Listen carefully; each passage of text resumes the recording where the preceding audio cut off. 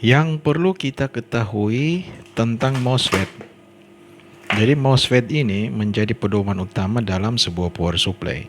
Semua teknologi elektronika sekarang sudah beralih menggunakan model power supply switching, sehingga teman-teman harus mengetahui dulu jenisnya.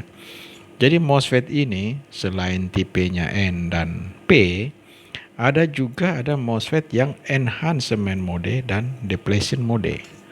Nah, ini perlu teman-teman kuasai sehingga dalam melakukan perbaikan power supply, kebanyakan power supply polytron ya yang bermasalah, itu akan mudah karena teman-teman sudah menguasai konsep-konsep sebuah MOSFET ya, sebuah komponen yang namanya MOSFET yang pegang peranan dalam teknologi elektronika sekarang. Jadi teman-teman, MOSFET itu ya ada dua jenis nih, MOSFET enhancement mode dan depletion mode. Ini harus teman-teman kuasai ya. Jadi istilah ini harus dikuasai sehingga teman-teman pasti akan mudah dalam mereparasi power supply switching ya. Power supply switching. Karena sekarang semua kebanyakan tuh sudah menggunakan MOSFET. Kalau kita tidak kuasai modenya, ini akan agak sulit ya dalam kita menggantinya. Jadi pertama dia ada enhancement mode dan depletion mode. Jadi ini ya teman-teman, bedanya di sini. Yang ini dia on terus nih. Begitu dihidupkan dia on terus.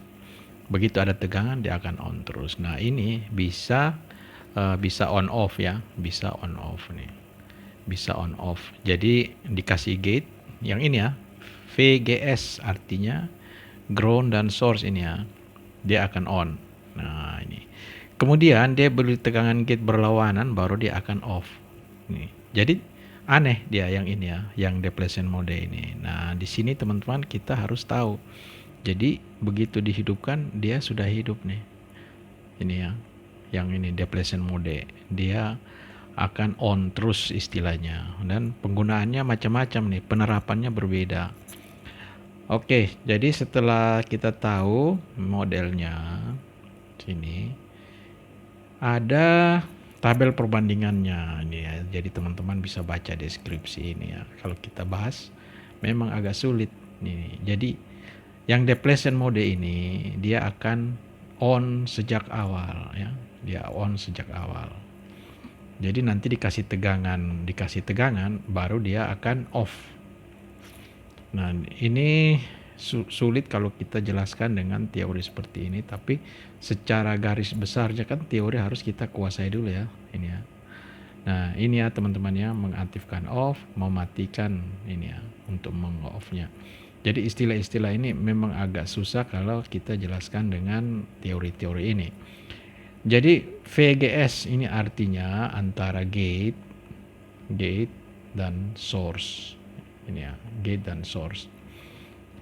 Ini maksudnya jadi avometer yang hitamnya di source, yang merahnya di gate ya, yang merah nih. Sehingga nanti kita bisa dapat tegangan yang ini. Dan juga ini ya teman-teman ya, ini ya. Oke. Selanjutnya